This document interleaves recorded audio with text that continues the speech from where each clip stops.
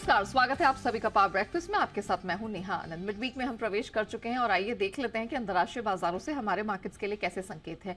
तो कोई बहुत बड़े उतार चढ़ाव एक्शन वाली शुरुआत तो यहां नहीं दिखी है।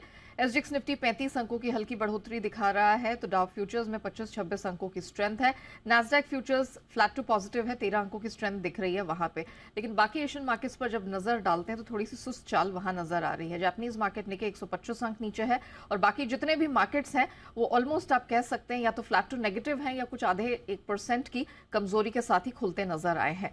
दायरे में ट्रेड हमें कमोडिटी मार्केट में दिख रहा है। कच्चा तेल $77 के पास अपने आप को टिकाए हुए है, लगातार चौथे ट्रेडिंग सेशन स्ट्रेंथ दिखी है। सोने चांदी की बात करें, सोना कुछ स्ट्रेंथ दिखाने में कामयाब रहा है, लेकिन चांदी वहीं की वहीं $26 के नीचे टिकी हुई है। काफी सारे डेटा इवेंट्स पॉइंट्स रहे हैं, लेकिन एग्जैक्टली किसका असर अभी देखने को मिला है और अब कहां रहेगी नजर, पूरी डिटेल लेकर मेरे सहयोगी दीपांशु इस वक्त मेरे साथ स्टूडियो में जुड़ चुके हैं। दीप, मॉर्निंग। हम तो ये जान ही रहे थे कि बहुत अहम डेटा वाला हफ्ता है। Absolutely. जीडीपी के नंबर्स हैं, चाइना के महत्वपूर्ण डेटा आए हैं, लेकिन अभी अमेरिकी बाजारों ने किस पर रिएक्ट किया है? क्योंकि कोई बहुत बड़ी गिरावट तो दिखी नहीं, सुस्ती ही दिख रही है। किसका इंतजार है? डेटा का इंतजार है आज जो आने वाला है, और सबसे इंपॉर्टेंट डेटा आज आने वाला है, इनकी महंगाई का डेटा आएगा। क्योंकि अभी भी फेड पॉलिसी पर सर्टेन नहीं है लोग कि क्या आखिरी रेट हाइक हो चुकी है या आगे रेट हाइक्स आने वाली हैं। तो इसलिए इन्फ्लेशन डेटा वैसे भी हर बार के लिए इंपॉर्टेंट होता है, बट अभी भी वो इंपॉर्टेंस इसकी बनी हुई है क्योंकि आप इंतजार कर रहे हैं कि क्या फेड आखिर में रेट्स बढ़ाने की प्रक्रिया खत्म करेगा या नहीं। अभी तक तो ऐसे कोई संकेत नहीं आ रहे हैं और कल भी इस मुद्दे पर कोई भी मदद आपको आती हुई नहीं दिखी है। पर हाँ, 2 दिनों से कंसोलिडेशन का दौर आपको दिख ही रहा है अमेरिकी बाजारों में। परसों हमने देखा था 250 अंकों की रेंज में डाउ 55 अंक नीचे बंद हुआ था। कल सिर्फ 150 अंक की रेंज में कारोबार हुआ है और उसके बीच में आपने देखा है डाउ 55 अंक नीचे बंद होते हुए दिखा है। तो लगातार 2 दिनों से 100 अंकों की गिरावट आपको डाउ में आती हुई दिखी है, बट कोई बड़ी मूव नहीं हुई। एक बहुत ही सीमित दायरे में कारोबार हो रहा है। बाजार इंतजार कर रहे हैं कि बड़ा डेटा आए और उसके बाद डिसाइड किया जाए कि क्या करना है, क्योंकि नतीजों का भी सीजन ऑलमोस्ट ओवर हो चुका है। वहां से भी आपको कोई बड़े क्यूज नहीं आते हुए दिख रहे हैं। कल आईटी और सेमीकंडक्टर शेयर्स में थोड़ी आपको वीकनेस दिखी थी, जिसकी वजह से नैस्डैक में ज़्यादा गिरावट है। करीब 0.6% नीचे नैस्डैक था, आधा % नीचे S&P 500 भी आया है। रसल 2000 में 1/4% की गिरावट थी। तो कोई ऐसी भारी गिरावट या भारी वीकनेस आपको आती हुई नहीं दिखी और कोई ऐसा बड़ा स्टॉक स्पेसिफिक एक्शन भी नहीं था। थोड़ा नतीजों के दम पर कुछ स्टॉक्स ऑफकोर्स रिएक्ट कर रहे थे। एयरबीएनबी के नतीजे आए थे, उस पर आपको थोड़ा रिएक्शन आते हुए दिखा। 1-2 इलेक्ट्रिक कार कंपनीज के नतीजे आए थे, वहां पर भी आपको मूव दिखी, बट कोई ऐसा बड़ा एक्शन आपको नहीं आ रहा है।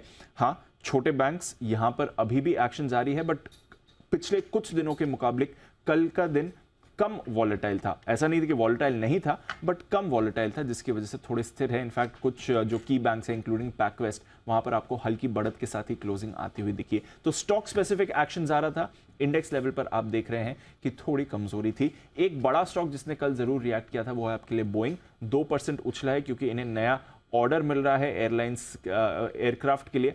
करीब $40 अरब का ये ऑर्डर मिला है, जिसकी वजह से बोइंग में हमने थोड़ा एक्शन देखा, बट अदरवाइज कुछ ज़्यादा बड़ी मूव्स बाजार में नहीं आई थी। आज डिज्नी के नंबर्स आने वाले हैं, तो वो भी एक इंपॉर्टेंट फैक्टर रहेगा। बट सबसे इंपॉर्टेंट फैक्टर ऑफ कोर्स आज शाम का इन्फ्लेशन डेटा होने वाला है। अप्रैल महीने का इन्फ्लेशन महंगाई रिटेल आने वाली है। जो रिटेल महंगाई है, सीपीआई डेटा है, वो 5% पर स्टेबल रहेगा। पिछले महीने भी 5% था, इस महीने भी 5% रहने का अनुमान है। बट जो कोर महंगाई है, फूड और एनर्जी निकाल दें अगर, तो जो कोर महंगाई है वहां पर आप हल्की गिरावट देख रहे हैं, बट एलिवेटेड लेवल्स पर ही रहने वाली है। 5.6% से गिरकर 5.5% आने का अनुमान है, यानी कि कोई बड़ा बदलाव नहीं होने वाला है इन्फ्लेशन एक्शन में। हालांकि अब लगातार रेट हाइक्स देख रहे हैं फेड की तरफ से, बट बड़ा बदलाव इन्फ्लेशन में एक्सपेक्टेड नहीं है। जिन लेवल्स पर पिछले महीने थे, लगभग उन्हीं लेवल्स के आसपास इन्फ्लेशन और कोर इन्फ्लेशन दोनों आपके रहने वाले हैं। इससे हम देख भी रहे हैं बॉन्ड यील्ड थोड़ी बढ़ी हुई है, 3.5% के ऊपर 10 साल की यील्ड बरकरार है। अब जो कहते हैं कि आग में घी डालने का काम, वो कल फेड के सदस्य जॉन विलियम साहब ने कहा। न्यूयॉर्क फेड के प्रेसिडेंट हैं वो, और उनका कहना है कि आगे रेट्स और बढ़ाई जा सकती हैं। उनको क्लियरली कह रहे हैं कि अगर महंगाई कम नहीं हुई तो आगे दरें और बढ़ाई जा सकती हैं। उन्होंने ये कहा कि पिछली पॉलिसी के बाद ये मानना गलत होगा कि फेड ने रेट बढ़ाने की प्रक्रिया खत्म कर चुकी है या रेट बढ़ाने का दौर खत्म हो चुका है। ऐसा कुछ नहीं हुआ है। उन्होंने ये भी कहा कि इस साल जो लोग मान रहे हैं कि towards end of the year rate cuts आना शुरू होंगी, वो भी गलत है। कोई रेट कट्स नहीं होने वाले हैं, और अगर जरूरत पड़ी, इन्फ्लेशन कम नहीं होता है, तो रेट्स और हम बढ़ा सकते हैं। तो ये मत मानिए कि रेट्स बढ़ाना खत्म हो चुका है। उन्होंने कहा कि ये जो 2% का फेड का टारगेट है उसे आने में वक्त लगेगा। इनफैक्ट 2 साल तक का समय लग सकता है 2% के इन्फ्लेशन आने में, और यही हमारी प्रायोरिटी है इस समय। तो कोई भी ऐसे आश्वासन उन्होंने नहीं दिया कि रेट हाइक्स की प्रोसेस खत्म हो चुकी है। उन्होंने ये कहा कि ऑफ कोर्स डेटा डिपेंडेंट रहेंगे, देखेंगे इकोनॉमी कैसे शेप अप होती है, बट बाय द टाइम ये रेट बढ़ाने का प्रोसेस खत्म होता है वो एक्सपेक्ट कर रहे हैं कि जो उनकी बेरोजगारी जो फिलहाल रिकॉर्ड 3.4% के निचले स्तर पर है वो आगे बढ़कर 4 से 4.5% की रेंज में आपको आती हुई दिख सकती है। तो काफ़ी कड़क कमेंट्री, अग्रेसिव कमेंट्री आपको फेड के जॉन विलियम्स साहब से आती हुई दिखी है। वोटिंग मेंबर हैं ये, जब भी रेट्स पर डिसीजन होता है तो काफ़ी इंपॉर्टेंट कॉमेंट्स इनके आए हैं। देखते हैं आज का इन्फ्लेशन डेटा अब कैसे बाजार को रिएक्ट कराता है। यूरोप में बात करें तो बहुत ही सीमित दायरे में यहाँ पे भी ऑलमोस्ट सपाटी ट्रेड था, मिला जुला कारोबार आप कह सकती हैं। कमोडिटी बाजार में भी कुछ ज़्यादा बड़ा एक्शन नहीं है। हाँ, कच्चे तेल में आप एक्शन लगातार 3 दिनों से बढ़त देख रहे हैं। $77 के पार आपको कच्चा तेल जाते हुए दिख सकता है। अमेरिका का जो स्ट्रेटेजिक रिजर्व है वो माना जा रहा है कि इस साल के अंत तक वहाँ पर वो बढ़ाएंगे अपने रिजर्व को वापस फिल, तो वहाँ से थोड़ा बाजार के दामों को सहारा मिल रहा है। थोड़ी सीजनल मांग भी है, इसकी भी बात चल रही है, थोड़ा सप्लाई शॉर्टफॉल भी हो रहा है जिससे सहारा मिल रहा है। बट उसके सामने जो अमेरिका का एनर्जी विभाग है उसने इस साल का जो प्राइस आउटलुक है वो 7% से कम किया है। तो एसेंशियली जो बात आप कल भी बता रही थी कि कोई ज़्यादा बड़ा अपसाइड नहीं आना चाहिए, थोड़ा मूवमेंट कच्चे तेल में उतार चढ़ाव वाला हो रहा है। सोना कल $10 चढ़ा है, 2040 के आसपास आपको दिख रहा है। कॉपर में हल्की बढ़त है क्योंकि चीन का ट्रेड डेटा आते हुए दिखा है। एक्सपोर्ट्स में करीब 8.5% की बढ़त रही है, देखते हैं आगे यहाँ से अगर सपोर्ट मिलता है कि नहीं। एग्री कमोडिटीज़ में आपको सुस्त कारोबार दिखा है। तो ओवरऑल बड़ा डेटा आने वाला है आज, यूएस का इन्फ्लेशन उस पर नजर है, उससे पहले लगातार दूसरे दिन थोड़ा सुस्त कारोबार आपको दिखा है मार्केट्स में। चलिए, तो उस महत्वपूर्ण डेटा पर तो इक्विटी और कमोडिटी मार्केट्स की नज़र बनी रहेगी और हम देखेंगे हमारे मार्केट्स भी आज उस पर कैसे रिएक्ट करते नजर आते हैं। शुक्रिया दीपू, पूरी डिटेल दर्शकों के सामने रखने के लिए। आइए आगे बढ़े, उससे पहले देख लेते हैं कि कल यानी कि मंगलवार को संस्थागत निवेशकों की तरफ से प्रदर्शन कैसा रहा। तो कैश और कैश स्पेस में घरेलू और विदेशी संस्थागत निवेशक दोनों की तरफ से हम देख रहे हैं लगातार दूसरे दिन खरीदारी दर्ज हुई है। 1950 करोड़ के आसपास की खरीद का फिगर विदेशी संस्थागत निवेशकों ने दर्ज किया, तो डीआईआईज ने भी 400 करोड़ से अधिक की ही खरीदारी की है। अब जिस तरह के ग्लोबल संकेत दिखाई दे रहे हैं जो कि बिल्कुल वेल पॉइज्ड हैं, दायरे में ट्रेड कर रहे हैं, इधर उधर ज्यादा कोई मूवमेंट नहीं दिखा रहे हैं, इन सब के बीच हमारा मार्केट आज कैसे रिएक्ट करेगा, ट्रेड कैसे करना है, इन सब पर बात करने के लिए जी बिजनेस के मैनेजिंग एडिटर आनंद सिंह भी हमारे साथ जुड़ चुके हैं।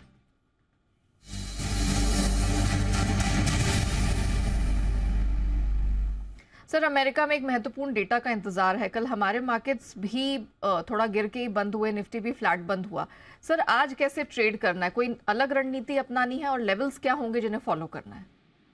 Good morning Neha. देखिए, अमेरिका के महंगाई के हम आंकड़ों से पहले वहाँ के बाजार थोड़े सीमित दायरे में और सुस्त हैं। भारतीय बाजारों में भी कमोबेश वैसा ही ट्रेंड रहेगा।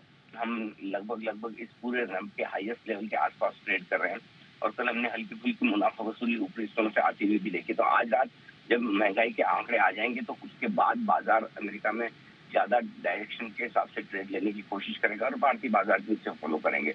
जहां तक आज के ट्रेड का सवाल है, सपोर्ट रेंज जो है निफ्टी के लिए वो 18,150 से 18,225 की रेंज में है। ये 75 पॉइंट की रेंज आपके लिए मजबूत सपोर्ट का काम करेगी और ऊपरी स्तरों पर 18,350 18,400 तक जाने की कोशिश बाजार की हो सकती है। ये रेंज है जिस पर आपको ऊपर की तरफ नजर रखनी है। बैंक निफ्टी का जहां तक सवाल है, 43,000 के ऊपर जब तक है तब तक मजबूत है और आज के लिए सपोर्ट रेंज 43,000 से लेकर 43,125 की निकल कर आती है। ऊपरी स्तरों पर आपको बैंक निफ्टी 43,350 से लेकर 43,500 की रेंज दिखा सकता है। तो ब्रॉडली 43,000 43,500 ये 500 पॉइंट की रेंज में किसी एक और बाहर निकलेगा तो 150-200 पॉइंट का मूव और आ सकता है, अदरवाइज इसी रेंज में रहने की संभावना है। तो आई थिंक इन बड़े आंकड़ों के पहले भारतीय बाजार भी अच्छे रनअप के बाद हो सकता है थोड़ा आज सीमित दायरे में कारोबार करें और स्टॉक स्पेसिफिक एक्शन आपको ज्यादा देखने को मिलेगा दो तरीके से। एक तो नतीजे वाले शेयर हैं जो भी कल देर शाम आए, जो आज आने वाले हैं, उन पर थोड़ा एक्शन दिखेगा। और दूसरा, इन जनरल मिड कैप और स्मॉल कैप शेयरों में चुनिंदा खरीदारी आपको देखने को मिलेगी। तो बड़े डेटा के पहले आज भारतीय बाजार भी सीमित दायरे में कारोबार कर सकते हैं, ऐसी आप उम्मीद रखिए। जी valid point sir, thank you so much हमारे दर्शकों को दिशा देने के लिए। तो क्लियरली आज बहुत बड़े एडवेंचर्स वाला दिन नहीं है, आपको आराम से एक दायरे का ट्रेड अपनाकर ही एक रेंज में कारोबार करने की सलाह सर की तरफ से आई है। निफ्टी 18,150 और 225 ये आज सहारा देने वाली बैंड होगी। ऊपर जो रेजिस्टेंस की बैंड है या रुकावट वाली जो रेंज है 18,400 के करीब दिखाई दे रही है। सिमिलरली बैंक निफ्टी, इसमें भी आपको एक दायरे में ही खेलने का मौका मिलेगा। 43,000 43,125 ये सपोर्ट रेंज होगी और जो ऊपर रुकावट झेलेगा बैंक निफ्टी वो 43,350 से 500 के करीब होगा। तो क्लियरली सर ने ये भी मेंशन कर दिया है कि अब स्टॉक स्पेसिफिक एक्शन पर नजर रखनी है आपको और मिड कैप स्मॉल कैप के अलावा जो नंबर्स आ रहे हैं उस पर क्लियरली फोकस करना है। और अब नंबर्स की पूरी डिटेल लेकर वरुण मेरे सहयोगी इस वक्त स्टूडियो में मेरे साथ जुड़ चुके हैं। वरुण सर ने ऑलरेडी आपको एक तरह से टॉस कर ही दिया था, जरा बताइए नंबर्स कल मार्केट बंद होने के बाद कौन से आए हैं, कैसे आए हैं? डेफिनेटली तो भरपूर नंबर्स आए हैं, खासकर एफएनओ में अगर आप देखेंगे तो 3 कंपनियां और कैश में काफ़ी सारे नंबर्स हैं। तो एफएनओ के बात करें तो लुपिन नंबर्स अच्छे हैं। आय में अगर आप देखेंगे तो 14% के आसपास की बढ़ोतरी हुई है। एबिटा यहाँ पे ये सबसे इंटरेस्टिंग है, 495 करोड़ का अनुमान था, 578 करोड़ पे आया और 267 करोड़ से बढ़ के आया है। मार्जिन 7% से बढ़ के सीधा 13%, अनुमान था 12% पे आएंगे लेकिन 13% पे आया। और मुनाफा अगर आप देखेंगे तो 236 करोड़ पे आया है, जो कि हमारे अनुमान के मुताबिक ही है। तो एक अंडर परफॉर्मेंस स्टॉक रहा है लेकिन रिजल्ट जो है उन्होंने आउट परफॉर्म किया है। अपोलो टायर्स नतीजे स्ट्रांग है, वैसे भी पूरा टायर स्पेस जो है वहाँ पे अच्छे नतीजों का अनुमान था, अच्छे नतीजे नजर आ रहे हैं। आय 12% बढ़ के आई है, मार्जिन देखिए 16% पे आए हैं, 11.2% से बढ़ के 15.3% का अनुमान था। मुनाफा 427 करोड़ का आया है, 340 करोड़ के आसपास का अनुमान लगाया जा रहा था। और कंपनी ने 4 रुपये का अंतरिम डिविडेंड और करीब 50 पैसे का स्पेशल डिविडेंड का ऐलान किया, तो टोटल डिविडेंड 4.5 रुपये। अब रेन इंडस्ट्रीज नतीजे कमज़ोर है, आय से वो 18% बढ़ी है लेकिन मार्जिन पे गिरावट है, 17.8% से गिर के 10.18% पे आए हैं। मुनाफा अगर देखेंगे तो 62% की गिरावट यहाँ पे है। 1 रुपये प्रति शेयर का इंटरिम डिविडेंड का ऐलान कंपनी ने किया है। नज़ारा टेक नंबर्स कमज़ोर, यहाँ पे कंपनी की आय 8.5% गिरी है, मार्जिन में हल्की गिरावट है, मुनाफा 84% गिर के आया है। हालांकि साथ ही साथ बोर्ड ने सब्सिडरी नेक्स्ट वेव मल्टीमीडिया में 19.5% हिस्सा खरीदने को मंजूरी दी है। करीब 15 करोड़ के आसपास का निवेश करने वाले हैं। नुवोको विस्तास ऑलमोस्ट फ्लैट या वीकेस्ट नंबर्स है, क्योंकि आय तो पूरी तरह से फ्लैट रही है 2929 करोड़ के आसपास, लेकिन मार्जिन जो है 14.7% से गिर के 13%, मुनाफा 29 करोड़ से बढ़ के 201 करोड़ के आसपास आया है। इसके अलावा शिपिंग कॉर्पोरेशन अच्छे नतीजे हैं, आय 8.5% बढ़ी है, मार्जिन 25% से बढ़ के 32.7% पे आया है। और मुनाफा अगर आप देखेंगे 148 करोड़ से बढ़ के 380 करोड़ पे आया है। 44 पैसा प्रति शेयर के आसपास के डिविडेंड का ऐलान कंपनी ने किया है। बिरला कॉर्प नतीजे कमज़ोर हैं, आय 8.8% बढ़ी है, मार्जिन गिर के आए हैं, करीब 1% के आसपास मार्जिन में गिरावट है। और मुनाफा 23.5% गिरा है, 85 करोड़ के आसपास गया है, 111 करोड़ से घट के 2.5 रुपये प्रति शेयर के डिविडेंड का ऐलान कंपनी ने किया है। गोदरेज एग्रोवेट यहाँ नंबर्स कमज़ोर हैं, आय फ्लैट रही है, मार्जिन देखिए 8.1% से गिर के सीधे 3.6%, यानी कि यहाँ एक बड़ा तगड़ा गिरावट देखने मिली है। मुनाफा जो है कंपनी का 83% गिर के आया है, हालांकि डिविडेंड अच्छा है 9.5 रुपये प्रति शेयर का। और आखिरी में हैट्सन एग्रो नतीजे कमज़ोर है, आय 10% बढ़ी है लेकिन मार्जिन में करीब 1% की गिरावट, मुनाफा 15-15.5% गिर के आया है। चलिए, तो ये तो वो नंबर्स रहे जो जारी हुए हैं मार्केट बंद होने के बाद, उसकी एनालिसिस वरुण ने आपके सामने ब्रीफली रख दी है, तो एक्शन दिखेगा यहाँ पे। लेकिन वरुण, और कौन से नंबर्स आने वाले हैं और खबरों के दम पर भी तो एक्शन होगा? तो देखिए लुपिन के नंबर्स अच्छे हैं, तो अब सबकी नज़र डॉक्टर रेड्डीज पे है, आज उसके नंबर्स आएंगे। और साथ ही साथ दिग्गज एल&टी अपने नतीजे पेश करने वाला है, तो यहाँ पे आप नजर रखिएगा, क्योंकि ये पूरा स्पेस जो है कैपिटल गुड्स का लगातार लाइफ हाई पे चल रहा है। एफएनओ में Bosch, Escorts, Kubota, Godrej consumer products और गुजरात गैस के नतीजे आएंगे। गो फर्स्ट, यहाँ पे एनसीएलटी जो है गो फर्स्ट की इंसॉल्वेंसी केस जो है उस पर ऑर्डर दे सकती है 10:30 बजे, तो नज़र पे रखिएगा पूरे के पूरे वाडिया ग्रुप पे। आंध्रा सीमेंट, सागर सीमेंट के अधिग्रहण के बाद कंपनी के शेयर जो है लिस्ट होंगे, 10 दिन तक तो T2T में रहने वाले हैं। कोफोज 19 रुपये प्रति शेयर के एक्स डिविडेंड है, तो वहाँ पे एडजस्टमेंट देखने मिलेगा। Welspun India buyback of share जो है उसकी एक्स और रिकॉर्ड डेट है। कर्नाटका असेंबली इलेक्शन जो है वो आज से शुरू हो जाएंगे, तो वोटिंग शुरू होने वाली है, नजर रखेगा। यहाँ पे परनॉट रिकॉर्ड की याचिका पे दिल्ली हाईकोर्ट में सुनवाई भी है, तो इसके चलते यहाँ पे भी नजर रखेगा, इंपॉर्टेंट केस है। अब खबरें पीटीसी इंडिया और पीटीसी इंडिया फाइनेंशियल्स पे नजर रखेगा, क्योंकि रॉयटर्स के हवाले से एक खबर आ रही है कि सेबी ने पीटीसी इंडिया को कारण बताओ नोटिस जारी किया। इनफैक्ट पीटीसी इंडिया सर्विसेज को भी ये नोटिस जो है वो जारी किया है। कॉर्पोरेट गवर्नेंस के नियमों के उल्लंघन पे नोटिस जो है जारी किया गया है। 21 दिन में जवाब देने को कहा है। बीबीटीसी इंटीग्रल एविएशन यहाँ पे नजर रखेगा, क्योंकि खबरें ये हैं कि टाटा, इंडिगो, आकाशा एयरलाइंस जो है वो गो एयर के यानी कि गो फर्स्ट के कुछ एसेट्स जो है उनको खरीद सकती है, इच्छुक है ये। लेसर्स के साथ इनकी बातचीत चल रही है। इसके अलावा और एक खबर है कि गो फर्स्ट के लेसर्स जो है उन्होंने 9 और विमान वापस लेने की अर्जी दे दी है। डीजीसीए से डी रजिस्टर करने को कहा है। अब तक डीजीसीए से करीब 49 विमान जो है उनके लिए अर्जी वापस आ चुकी है। इसके अलावा स्पाइसजेट कंपनी के 3 लेनदार जो है उन्होंने डीजीसीए को अर्जी दी है कि 3 एयरक्राफ्ट जो है उनको डी रजिस्टर किया जाए। इसके अलावा आईआरबी इंफ्रा लगातार टोल कलेक्शन में बढ़ोतरी देखने मिल रही है। अप्रैल के मध्य में टोल कलेक्शन में 19% के आसपास की बढ़ोतरी जो है वो देखी गई है। FY 22 से 23 को कंपेयर अगर करेंगे तो 40% के आसपास की ग्रोथ हुई है। आईआरबी इनफिट में भी अगर आप देखेंगे तो टोल कलेक्शन 7% बढ़ के आया है। स्टार हेल्थ इन्होंने अपने क्वार्टरली इनफैक्ट मंथली अपडेट दिया है। अप्रैल में ग्रॉस डायरेक्ट प्रीमियम जो है उसमें साल दर साल करीब 25% के आसपास की बढ़ोतरी हुई है। SRF कल नतीजे आए थे। एक खबर आई है कि एल्यूमिनियम फॉयल के मैन्युफैक्चरिंग फैसिलिटी के लिए जो सेटअप कर रहे थे ये, उसकी लागत बढ़ चुकी है। 425 करोड़ से बढ़ के अभी 530 करोड़ हुई है। और आखिर में HPCL LIC ने हिस्सेदारी बढ़ाई है। 8 मई को हिस्सेदारी बढ़ाई गई है करीब 0.112%। अब हिस्सेदारी जो है 4.9% से बढ़ के 5.01% के आसपास हो चुकी है। चलिए, तो ये वो खबरें हैं, ट्रिगर्स हैं, डेटा पॉइंट्स हैं जिनके दम पर आज इन चुनिंदा स्टॉक सेक्टर्स में दिखेगा एक्शन और आपको कमाई का मिलेगा भरपूर मौका। वरुण, थैंक यू वो पूरी डिटेल दर्शकों के सामने रखने के लिए। आइए एक बार एक्सपर्ट की राय भी जान लेते हैं। क्या स्ट्रैटेजी अपनानी, कौन से स्टॉक्स में करना है फोकस। मोतीलाल ओसवाल के भाविन शाह हमारे साथ जुड़ चुके हैं। भाविन जी, गुड मॉर्निंग, बहुत स्वागत है आपका। पहले तो जरा बताइए कि आज निफ्टी बैंक निफ्टी को लेके क्या सलाह है। जी good morning, thank you for having me on the show. जिस हिसाब से मार्केट का ओवरऑल स्ट्रक्चर है, एक अच्छी रफ्तार पकड़ी हुई है मार्केट ने। अच्छे लेवल पे हमने देखा कि कल क्लोज हुआ है मार्केट, बट एक अच्छे सपोर्ट से यहाँ से बाइंग एक बार दिख सकती है, क्योंकि FII हमने देखा कि अच्छी बाइंग की है। FII ने, DI ने, दोनों के पॉजिटिव ट्रिगर्स हैं। तो जिस हिसाब से स्ट्रक्चर ओवरऑल है, एक पॉजिटिव ट्रेंड कंटिन्यू रहना चाहिए। मेजर सपोर्ट जो आज के लिए है वो 18,260-250 के जोन में रहेगा, और ऊपर में हम 18,350 से 18,500 तक की एक तेजी एक्सपेक्ट कर सकते हैं। और एक अहम सपोर्ट जो है 18,180 का रहेगा। जो 18,180 ब्रेक होता है तो ही कोई स्ट्रक्चर में खराबी हो सकती है। और निफ्टी बैंक की जो हम बात करूं तो ओवरऑल स्ट्रक्चर बैंकिंग सेक्टर में बहुत स्ट्रेंथ है। प्राइवेट बैंकिंग में भी काफी स्ट्रेंथ दिख रही है, और पब्लिक सेक्टर बैंक भी थोड़ा फॉलो अप कर रहे हैं। और बैंकिंग के लेवल्स में 43,000 जो है वो बहुत ही अहम सपोर्ट है। वो तोड़ना एक बहुत अहम लेवल होगा। अगर वो टूटता है तो ही कोई स्ट्रक्चर वीक होगा, अदरवाइज हम ऊपर की तरफ 43,500 से 43,750 तक के लक्ष्य एक बार देख सकते हैं।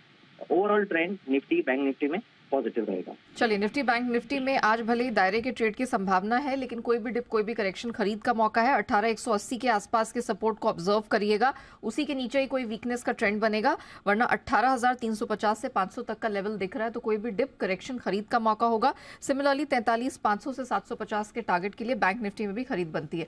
कोई स्टॉक्स ऐसे हैं जो आज आपके रेडार पे होंगे जहां पर आपको अच्छी कमाई, कन्विंसिंग कमाई दिख रही है? जी बिल्कुल, 2 स्टॉक्स हैं। एक है IT सेक्टर, कल हमने देखा एक अच्छी तेजी के साथ ट्रेड हो रहा था। तो TCS एक बहुत ही अच्छे ट्रेड सेटअप बन रहा है। उसमें एक डबल बॉटम पैटर्न है, उसका ब्रेकआउट दिया हुआ है डेली में। तो मेरे हिसाब से 3,283 का भाव चल रहा है। 3,220 के स्टॉप लॉस है, 3,400 के लक्ष्य के लिए हमें TCS बाई करना चाहिए। और दूसरा स्टॉक है एक्सिस बैंक है। बैंकिंग में एक्सिस बैंक एक ओवरऑल वीकली और मंथली में भी बहुत स्ट्रक्चर स्ट्रांग है, यहाँ से अच्छी एक तेजी हम देख सकते हैं। तो एक्सिस बैंक बाई कर सकते हैं। 888 का भाव चल रहा है, क्लोजिंग है। स्टॉप लॉस 865 का रखना चाहिए, और ऊपर में लक्ष्य 920 तक के देख सकते हैं हम। Very well, thank you so much Bhavin ji हमारे साथ जुड़ने के लिए, बताने के लिए कि कहाँ का है कमाई के मौके। तो IT दिग्गज TCS और एक्सिस बैंक पर रखिएगा नजर, खरीद का मौका है। 3400 तक का टारगेट TCS में बनता दिख रहा है, और 920 के टारगेट के लिए एक्सिस बैंक में भी आपको करनी है खरीदारी। आइए बढ़ते हैं आगे कमोडिटी बाजार की तरफ। एक्शन यहाँ पर भी है भरपूर, और उस पर बात करने के लिए पृथ्वी फिनमार्ट के मनोज कुमार जैन हमारे साथ जुड़ चुके हैं। Manoj ji, good morning. पहले तो जरा बताइए कि सोने में जो $10 की रिकवरी दिखी है, क्या ये खरीद का मौका है, क्या किया जाए आज? Good morning. यूएस में जो डेट डिफॉल्ट की चर्चाएं चल रही है उसके चलते हमने कल निचले स्तरों से सोने और चांदी दोनों में ही रिकवरी देखी थी, लेकिन मेरा मानना है कि आज सोने में थोड़ा कॉशियस रहने की जरूरत है। आज यूएस इन्फ्लेशन के नंबर्स भी आए हैं और हम देख रहे हैं कि लगातार सोना ऊपर में $2055 प्रति ट्राई आउंस पर इंटरनेशनल मार्केट में जो है वो रेजिस्टेंस दिखाता हुआ नजर आया है। तो थोड़े डिप का वेट करना चाहिए। सोने के बजाय आज यहाँ पे चांदी में खरीदारी का मौका रहेगा। अगर 76,800 के आसपास के स्तर मिलते हैं भारतीय बाजारों में जुलाई वायदा में, तो वहां पे बाइंग की सलाह रहेगी 76,100 के स्टॉप लॉस से। हमारा मानना है कि आज शाम के सत्र तक फिर एक बार चांदी 78,000 की जो स्तर है वो एमसीएक्स पर दिखा सकती है। तो यहाँ सोने के बजाय चांदी में आज बाइंग की सलाह रहेगी।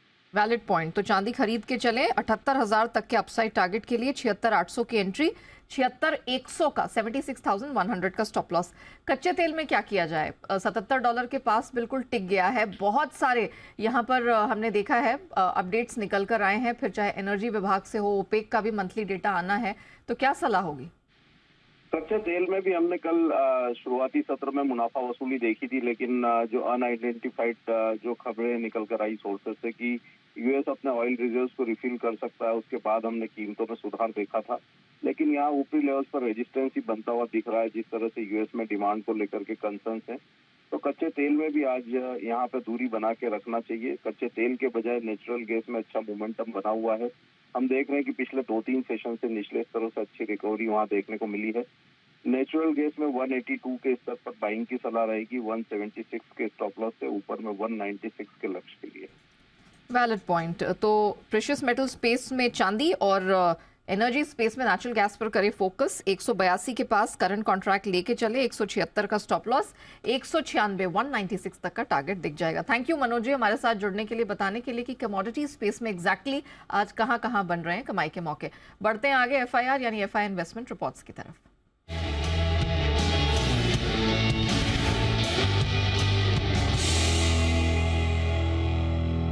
चलिए, तो विदेशी ब्रोकरेजेस की किन स्टॉक सेक्टर्स पर है नजर? वरुण पूरी डिटेल लेकर हमारे साथ जुड़ चुके हैं। वरुण बताइए। ओके, तो सबसे पहले यूपीएल। यहाँ पे नतीजों के बाद लगातार ब्रोकरेज हाउसेस की तरफ से डाउनग्रेड आ रहे हैं। मॉर्गन स्टैनली ने भी ओवरवेट का मेंटेन अपना किया है कॉल, लेकिन लक्ष्य घटा दिए हैं। 972 से घटा के अब 856 के आसपास का लक्ष्य दे रहे हैं, हालांकि करंट मार्केट प्राइस से ऊपर है। ल्यूपिन नतीजे तो अच्छा है, लेकिन किसी ब्रोकरेज हाउस ने अभी तक प्राइस टारगेट नहीं बढ़ाए हैं। मैक्वेरी की एक रिपोर्ट आई है, आउट परफॉर्म का कॉल दे रहे हैं और 790 का लक्ष्य जो है वो यहाँ पे ल्यूपिन पे दिया गया है। एसआरएफ नतीजों के बाद यहाँ पे कोई प्राइस टारगेट में चेंज नहीं है। मॉर्गन स्टैनली ओवरवेट का कॉल दे रहा है 3342 के लक्ष्य के साथ, और जेफरीज अगर आप देखेंगे होल्ड की सलाह दे रहा है, 2450 के लक्ष्य दे रहे हैं। अपोलो टायर्स यहाँ पे नतीजे अच्छे आए हैं। मॉर्गन स्टैनली ओवरवेट का कॉल दे रहा है, 400 रुपए के लक्ष्य इन्होंने दिए हैं, और सिटी भी खरीदारी की सलाह दे रहा है 375 के टारगेट के साथ। चलिए, तो ये वो स्टॉक्स हैं जिन पर आपको रखनी नजर, क्योंकि विदेशी ब्रोकरेजेस की आज इन पर अच्छी खासी रिपोर्ट्स निकल कर आई हैं। थैंक यू वरुण वो पूरी डिटेल के लिए। आइए इसी के साथ पावर ब्रेकफास्ट को हम करते हैं रैप अप, लेकिन बने रहना है आपको जी बिजनेस के साथ।